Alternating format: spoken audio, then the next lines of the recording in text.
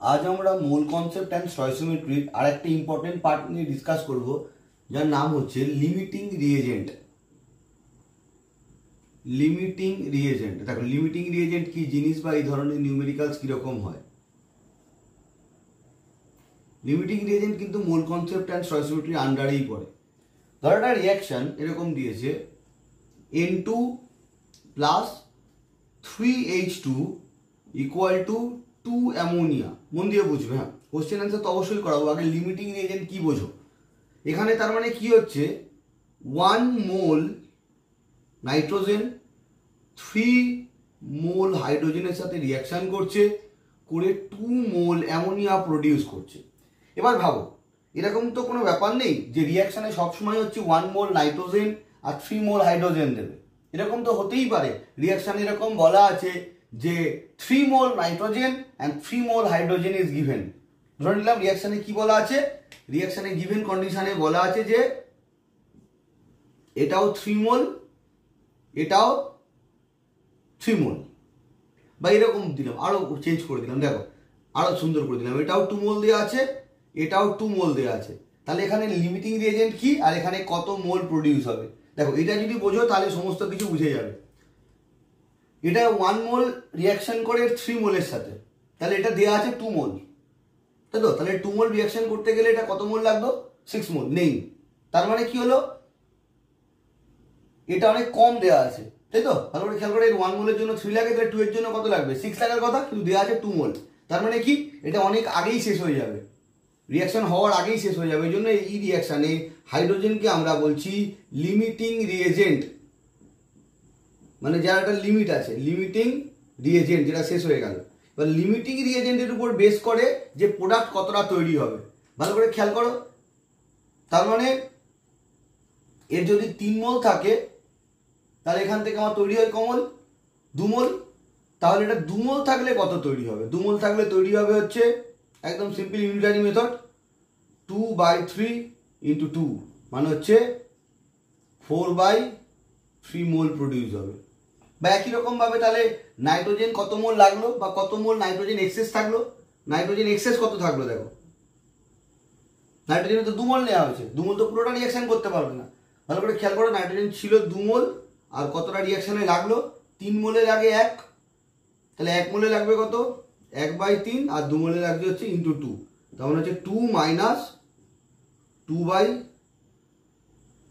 মোল কি হলো, এক্সেস থাকলো। কে এক্সেস থাকলো, এখানে নাইট্রোজেন এক্সেস থাকলো, এই জন্য নাইট্রোজেনটা এক্সেস থাকলো, অ্যামোনিয়াটা এই মোল প্রডিউস হলো, আর হাইড্রোজেনকে এখানে আমরা কি বললাম, লিমিটিং রিএজেন্ট। ওকে, এই হচ্ছে লিমিটিং রিএজেন্টের কনসেপ্ট। এবার আমরা পরীক্ষায় আসে একটা কোশ্চেন সলভ করব, আর একটা কোশ্চেন তোমাদের কাজ দেব। দেখো কোশ্চেন কি বলেছে, কোশ্চেন বলছে if 5 moles of barium chloride is mixed with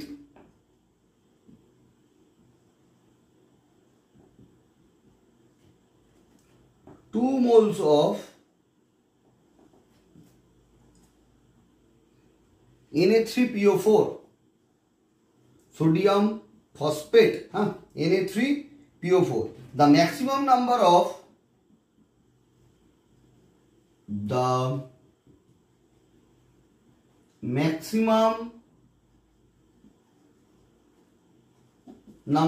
of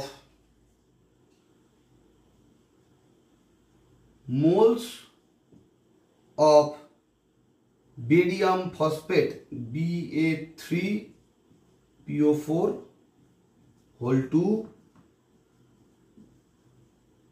produced is বলে কোশ্চেন দিয়েছে। এই কোশ্চেনটা আসছে জেইই মেন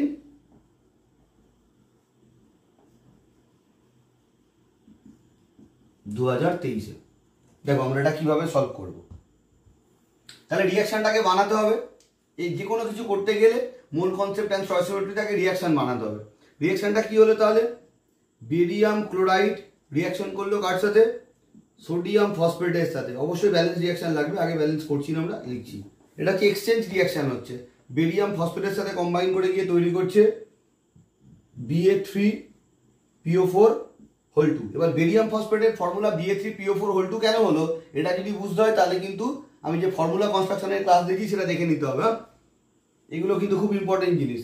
যেমন দেখো, আর পড়ে থাকলো কি Ba আর PO4 বেরিয়ে গেল, তাহলে পড়ে আছে Na আর Cl। তাহলে Na আর Cl কম্বাইন করে কি তৈরি করে?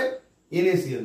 ঠিক আছে, এগুলো সবই কিন্তু ফর্মুলা কনস্ট্রাকশনের ক্লাসে পেয়ে যাবে। এই নয় যে এখানে এলো পাতারি ধরে বসিয়ে দেবে। এবার দেখো ব্যালেন্স করো, Ba কত আছে 3, তার মানে এখানে লাগছে 3BaCl2, আর PO4 এখানে কত মোল আছে 2, তাহলে হচ্ছে 2। আচ্ছা, তাহলে Na কত হলো 6, Cl কত হলো 6, ব্যালেন্স হয়ে গেল 6 NaCl। এবার দেখো নিউমেরিক্যালসটা কিভাবে করবে।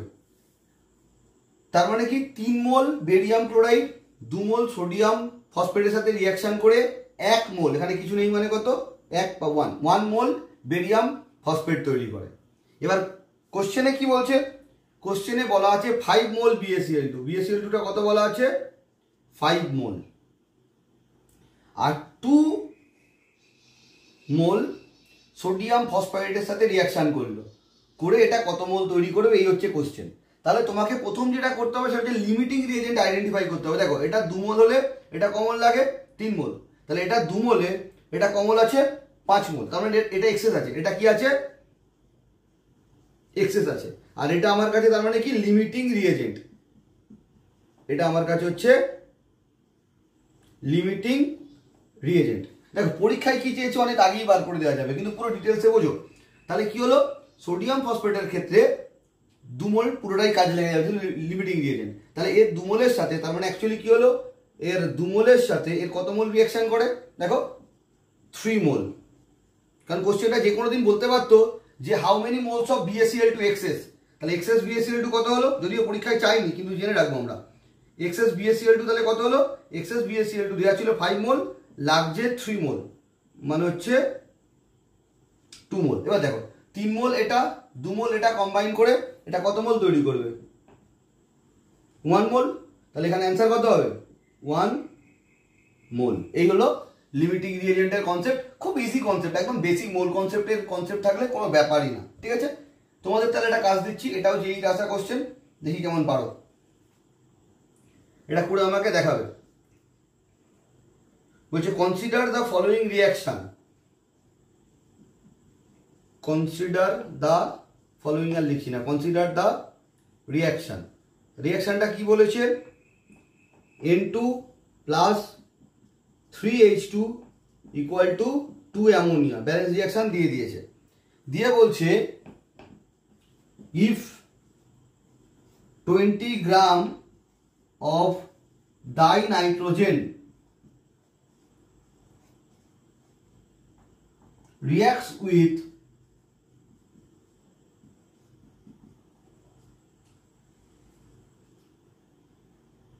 5 gram of dihydrogen,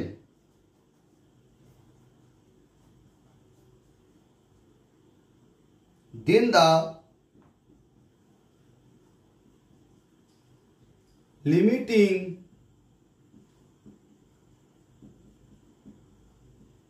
reagent of the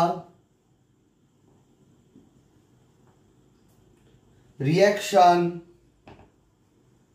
and the number of moles of NH3 formed respectively আর কত জানতে চেয়েছে। এই কোশ্চেনটা এসেছিল তোমার হচ্ছে জেই মেইন 2022-এ।